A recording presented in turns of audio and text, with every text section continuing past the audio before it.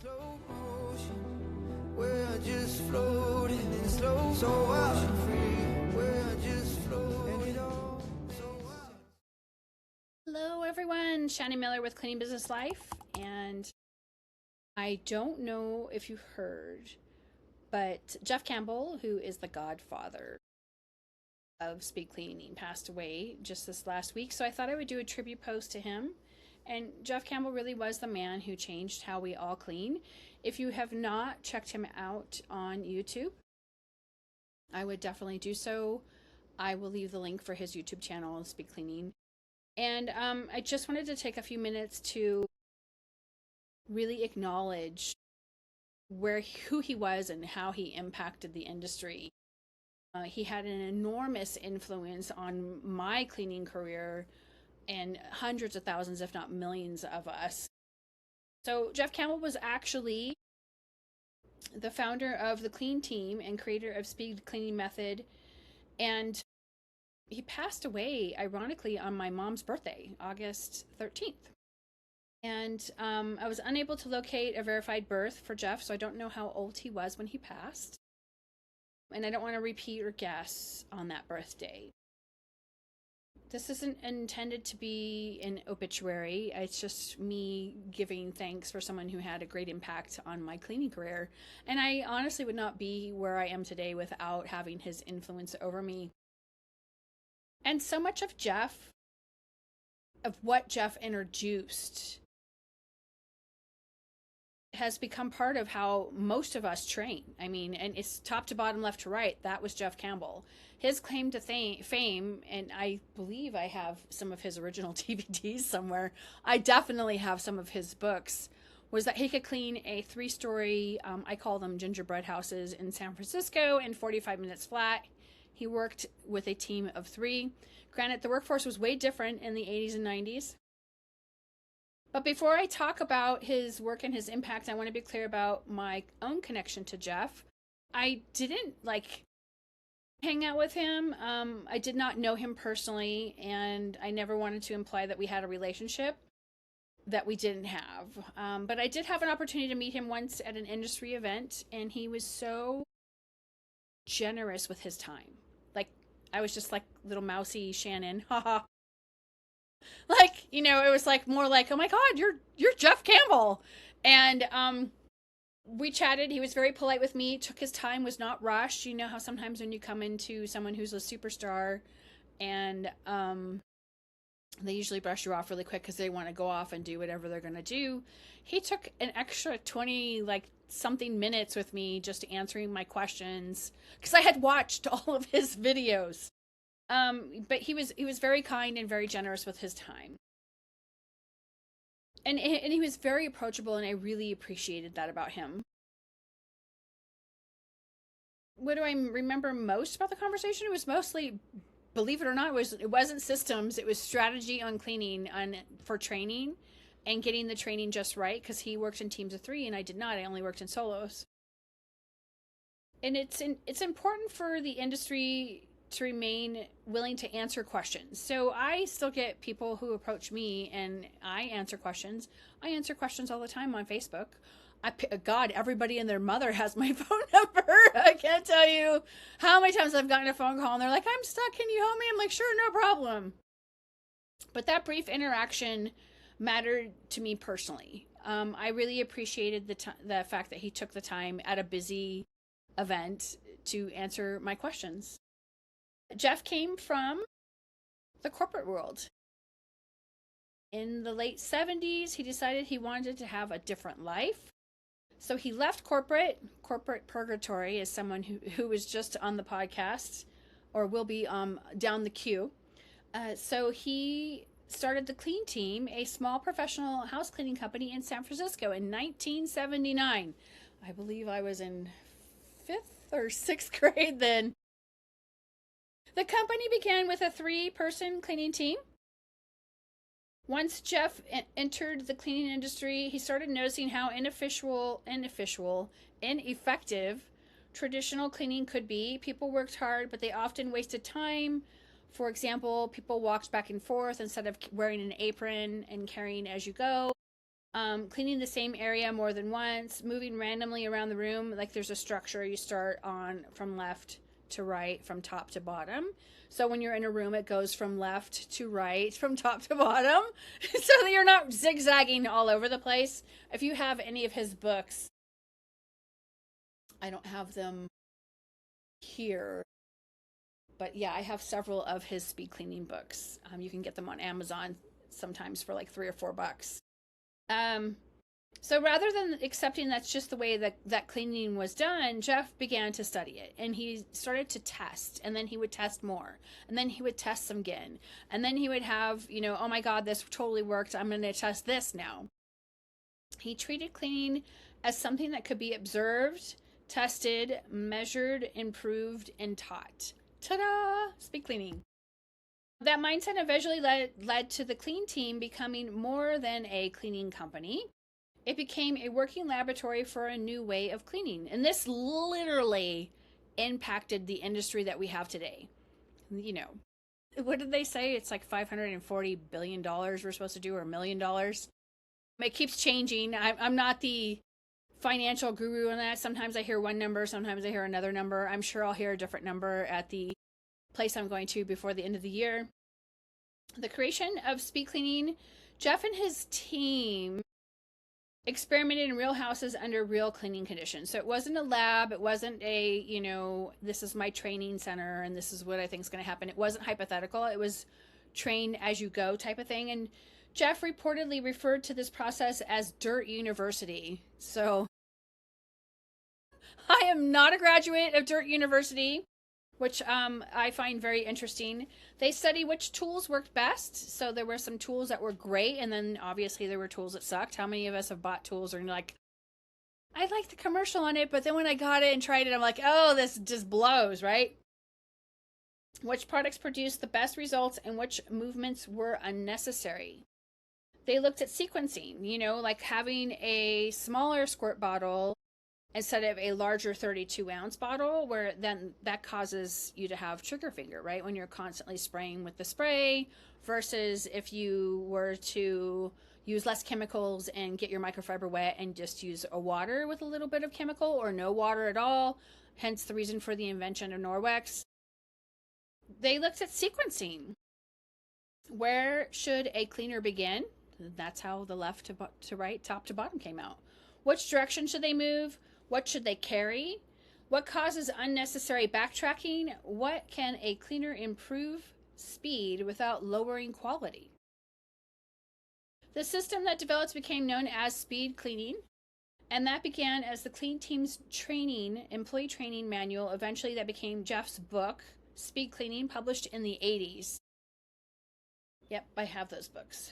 I wish I could pull one out for you really quick, but I don't see them. And it wasn't just simply a collection of household tips, like Mary Ellen's Clean House or Haley's Hints or Haley's Cleaning Hints. I think Haley did several books. Where else is there? There's several of them up there on my bookcase.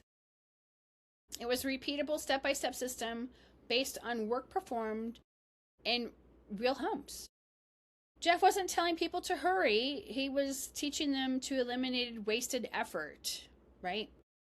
And there was a tremendous difference between rushing through a house and working efficiently, and Jeff understood the distinctions between both of those.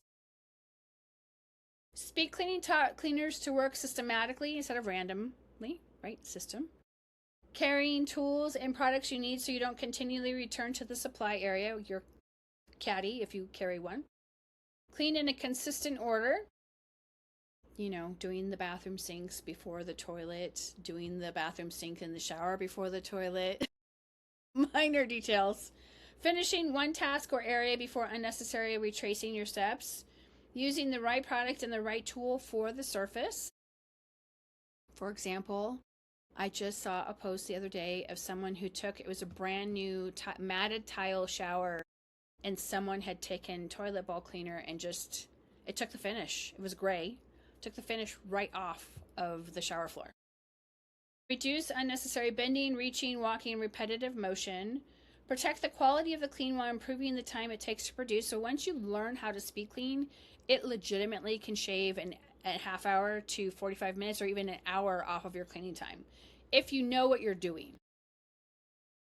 How much time did I waste during my early cleaning years because no one taught me a system?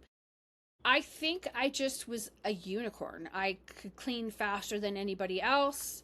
I came from a Mary Maids background, so who knows if Mary Maids took that same system for themselves and made it their own. I don't know. I just experimented on my own, and that's how. And then I ran into Jeff Campbell and the speed cleaning. I was like, oh, this makes so much sense, right? Which movements did I repeat hundreds of times before realizing there was a more efficient way? Larger rooms, right? So typically, if you're by the hour, you're doing small sections of the home, or if they're during COVID, we did a lot of that because we're moving people around. But once you get speed cleaning, you're doing large swaths of areas. You're doing like maybe a kitchen, a bathroom, and a dining room, and then you're finishing up, and then you're going and you're kind of repeating the same process as your area expands. So you're doing layer by layer by layer. So level 1, level 2, level 3. And my own pace started to pick up. And then I really, because by then I was charging flat rate, I was like, I've just made an extra 45 or 50 bucks off this job just because I became faster because I was charging flat rate versus hourly rate. And Jeff Campbell's influence is everywhere. Everywhere. It's in a lot of the cleaning implements that people use, how we do products. If anyone ever goes to the ISSA show, you'll see the little pods that they put into spray bottles. So it's portioned easily. All you have to do is provide water. So cleaning top to bottom, left, right is a consistent route. Wearing an apron or carrying supplies. So when you're mopping the floor, if you put your mop heads on your shoulder or shove them in your apron, you don't have to constantly go back to the mop bucket because you're not dipping all the time. You're slapping one down, going 100 by 100 square foot, and then you're slapping another one down. And that's actually how you clean faster. Using color-coded cloths or task-specific tools, avoiding unnecessary trips back to the cleaning caddy. Following a standardized checklist. Ta-da! We didn't have one before Jeff Campbell. Training every employee to complete the work in the same general order. And I reference this, I'm not the only one who does. McDonald's, right? In the old school method of McDonald's, the ideology behind it was that every single person in McDonald's could work every other position in the back of the house because they were all cross-trained, right? So if someone called out sick, then it was easier. So training and being consistent makes everything easier. That's why when you hear me say the McDonald's method, that's what I'm referring to. Many cleaners use the same version of these principles every day without realizing how much Jeff Campbell helped popularize them. He was the godfather of cleaning. I was like, oh, I'm not worthy. And that may be one of the strongest signs of his influence, besides the videos and the jean outfits and, the cleaners doing their thing and him talking. In the kitchen, usually. There was a couple of videos of him in the bathroom, and I was, like, horrified. I'm like, so you're not drying the whole shower or the tub? And he's like, no. Just the top of the faucets. You're looking for hair, but you're not drying the whole thing. The glass, if you have a shower. So when a system becomes part of how the entire industry thinks, people eventually forget that there was a time before that system existed. It has been institutionalized in every cleaning company. And really, these ideas don't only affect how quickly someone cleans a bathroom or moves through a kitchen, they affect the entire cleaning business. So once you're cleaner and you have more efficient cleaners, you're able to make more money off of your cleaning techs. The cleaning method actually became a business system, one of the systems for training and for how we do things as cleaning techs, as cleaning business owners. We all talk about the same things. So it was a repeatable cleaning method that made employee training way easier, because one business would go, okay, well, you need to do it this way, and then you would work at another business and they're like, no, we're going to do it this way. And then you work for a third business and you're like, well, no, we don't want either one of those, we want you to go this way, right? So just If you got a cleaning business, they would just be like, just clean the house. We'll just worry about that later. That's the Mary Maid's method. And that creates consistency from employee to employee, from house to house. So you're selling a product, right?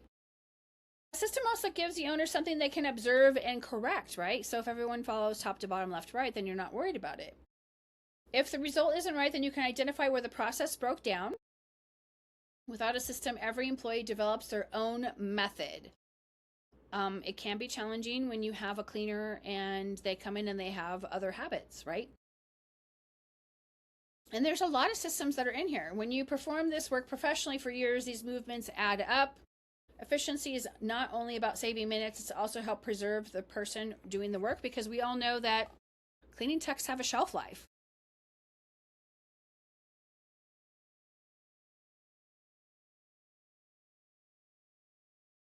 So you have to kind of think, with Jeff's influence into the industry, where have better systems improved profitability in my own company?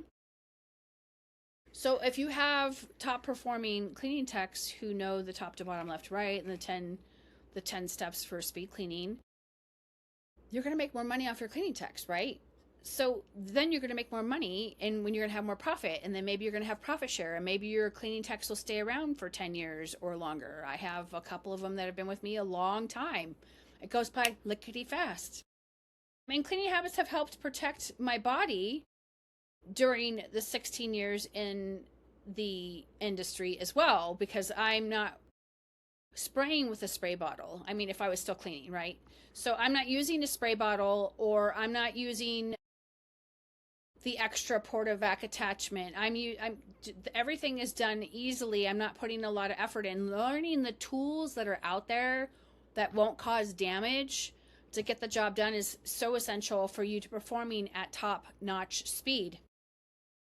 And when you teach efficiency without making employees feel rushed or disposable, that makes all the difference as well. They want you to invest in them so that they stay around. And there's a difference too. I mean, we have checklists now inside of Jobber. I believe there's a checklist inside of ZenMaid.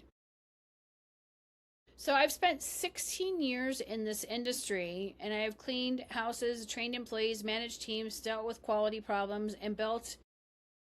Now this is cleaning company number 4, for those of you who don't know. And from that perspective, I can tell you that systems work. And I have Jeff Campbell to thank for that, right? He had such an influence on so many people, even the great Debbie Sardone. Those systems affected her business too, right? So if it's affecting Debbie Sardone's business, and then it's affecting other big people in the industry, Jeff Campbell had a huge impact on the cleaning industry himself. And his work demonstrated that professional cleaning could be standardized and taught, not just go clean the house and let's just hope for the best, right? And that's the foundation of building a cleaning business that can eventually operate beyond its owner, right? It can be an absentee owner. And I can't tell you how many times in the last week alone, I've spoken to people who have remote locations, or 5 remote locations, or I spoke to one person who has 15, and it's going to open up 2 more before the end of the year. So you just never know where the cleaning industry is going to go. And long before there were systems and processes became the common language, Jeff Campbell was applying those principles to his residential cleaning company in San Francisco. Now, I don't know if he still owns the Clean Team cleaning business or not. I didn't check that out, but I'm sure there's a legacy there. And if the Clean Team is there and you guys know it's there, send me a photograph. I totally want to see a picture of the location in San Francisco. I would love to see that. And legacy is not always building with someone's name on it. Sometimes legacy is a method, and he definitely left a legacy in the house cleaning industry.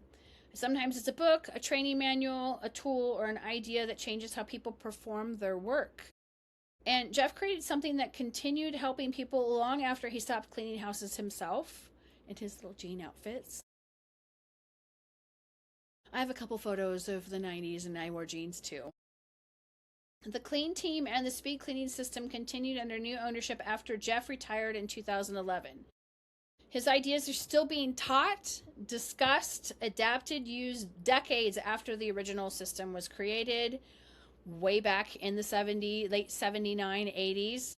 And somewhere today, a cleaner is carrying the right tools, following a consistent routine, and finishing at home with less wasted movement because of the principles that Jeff Campbell helped influence and introduce into our industry. That cleaner may never know his name, but the influence is still there. And what a great opportunity for Jeff Campbell to have been as impressionable as he was to me and to the millions of us who watched all of his videos on YouTube. So I wanted to take a moment to recognize all of the great things that Jeff Campbell did, because he helped create professional cleaning as legitimate, skilled work. He approached it as a work worthy of study, worthy of experimentation, worthy of better tools, better training, and better systems. And most importantly, work worthy of respect. Jeff, we're going to miss you.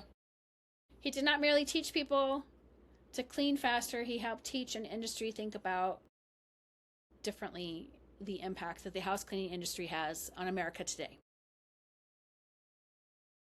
I remain grateful that I had the opportunity to cross paths with him, even briefly, and that he was generous enough to answer all my crazy questions. Jeff Campbell, you will be missed. Thanks for tuning in.